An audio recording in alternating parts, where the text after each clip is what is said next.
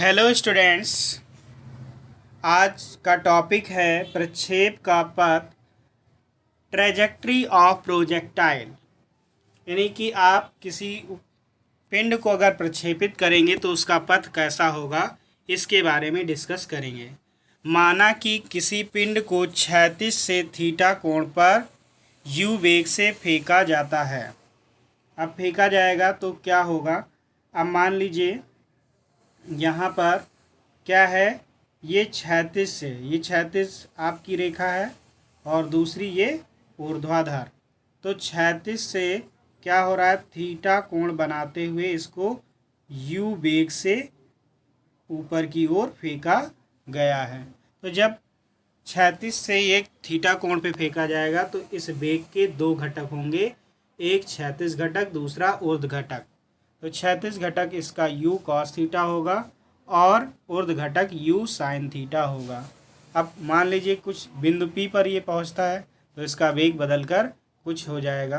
आप bx मान लीजिए bx हो जाएगा और ये इसका v वेग से जा रहा है, v वेग। तो इसके दो घटक होंगे, क्षैतिज और ऊर्ध्व। इसी प्रकार जब ये सबसे उच्चतम बिंदु पर पहुंचता है तो उच्चतम बिंदु पर जब ये पहुंचेगा तो इसका जो ऊर्ध्व घटक है, ऊर्ध्व घटक यहाँ पर क्या है, उच्चतम बिंदु पर ऊर्ध्व घटक यानी कि ऊर्ध्व वेग जो होगा इसका शून्य होगा, यानी कि ये अब इससे ऊपर नहीं जाएगा, यानी कि यहाँ पर केवल और केवल क्षैतिज घटक बचेगा।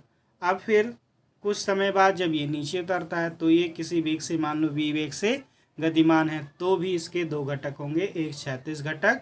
तो क्षैतिज घटक की दिशा वही रहेगी जिस दिशा में था, यानी कि आगे बढ़ेगी, और ऊर्ध्व घटक की दिशा बदलकर नीचे की ओर हो जाएगा vy।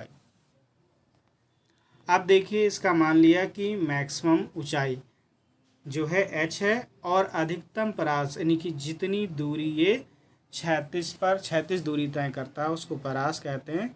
तो मैक्सिमम परास इसका जो है अधिकतम परास r है और अधिकतम ऊंचाई। तो आप डिस्कस कर लेते हैं। यहाँ पर देखो बेटा, दो तरह से ये गति कर रहा है, एक क्षैतिज गति कर रहा है।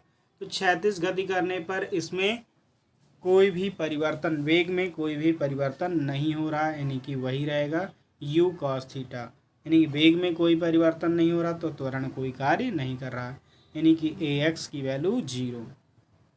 अब देखो बेटा, जो ऊर्ध्व घटक है वो ऊपर की ओर लग रहा है और इसमें त्वरण नीचे की ओर खींचने का प्रयास करता है। तो यहाँ पे त्वरण जो है ay माइनस जी कार्य कर रहा है, इस बात का ध्यान रखेंगे आप। अब देखिए बेटा, पिंड के क्षैतिज घटक, तो पिंड के वेग का क्षैतिज घटक ux equals to u cos theta, ऊर्ध्वाधर घटक uy equals to u sin theta. ये समीकरण 1, ये समीकरण 2। पिंड के त्वरण का क्षैतिज घटक ax, और ax कितना होगा, कोई त्वरण कार्य नहीं करेगा अर्थात 0, समीकरण 3। और ऊर्ध्वाधर घटक का अब ay, ये आपने देखा है क्या है, गुरुत्वीय त्वरण के विरुद्ध कार्य कर रहा है, ऊपर जाएंगे तो विरुद्ध कार्य होगा, तो ये माइनस जी, ये समीकरण 4। अब गति के द्वितीय समीकरण से, तो दूसरे समीकरण आपने पढ़ रखा है s equals to u t plus half a t square. तो दो दिशाओं में गति हो रही है, क्षैतिज दूसरी ऊर्ध्व। तो पहले क्षैतिज घटक देखते हैं, यानी क्षैतिज घटक क्या है, x घटक। अब यहाँ पर x इक्वल्स, भाई s की दूरी क्या है, x है, और यहाँ u की जगह क्या हो जाएगा, क्षैतिज घटक ux और t प्लस हाफ, यहाँ पर a के प्लेस पे ax और t स्क्वायर। तो यहाँ पर ax की वैल्यू बेटा क्या है, 0 है, तो ये पोर्शन आपका 0 हो जाएगा, केवल यही बचेगा uxt। तो यहाँ समीकरण 1 और 3 से अब x इक्वल्स टू uxt और ux है क्या, u cos थीटा, यहाँ पे पुट कर देंगे, ये समीकरण 5 आ गया। अब बेटा y घटक यानी कि ऊर्ध्वाधर घटक, तो वही s के प्लेस पे y आ गया और u के प्लेस पे uy t plus half, a के प्लेस पे ay और t स्क्वायर। आप ध्यान दें, समीकरण 3 व 4 से मान रखने पर किसका, uy का, हमें मान किसका किसका रखना है, uy का और ए वाई का, बाकी तो सब पता ही है। तो यहाँ से क्या आ जाएगा, ध्यान दीजिए,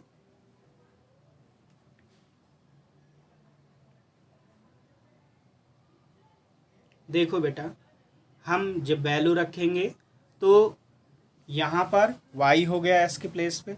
अब u y की वैल्यू कितनी है, u साइन थीटा t हो गया, और a y की वैल्यू माइनस जी, तो यहाँ माइनस आ जाएगा, minus half G T square. ये समीकरण 4।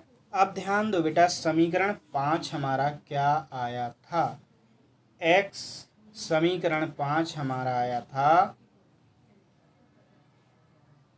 x equals to u sine theta t.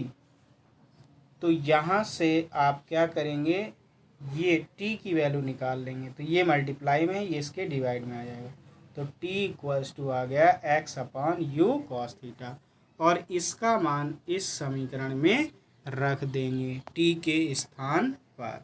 तो यहाँ पर देखो बेटा, y equals to u sine theta और t की वैल्यू आपने रख दी x upon u cos theta minus half g, और फिर टी स्क्वायर, टी की वैल्यू x अपॉन यू।